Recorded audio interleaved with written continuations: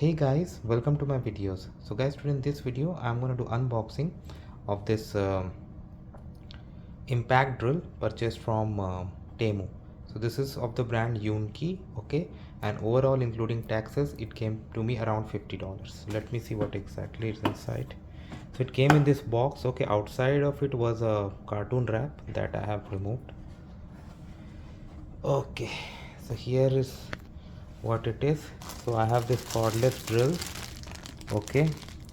You see it has got three modes: hammer and drill, and also driver. You see these three top here, okay.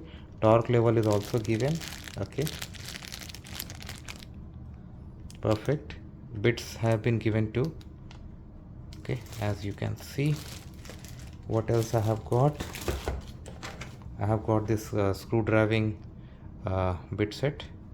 Perfect. I already have it, no doubt. And then I have got this for better grip, and I have got this, okay. Yeah, now good thing I like with this is like I have got two lithium batteries, okay, so I can use one and another one going to charge. Also I got the charger, and if I take it off,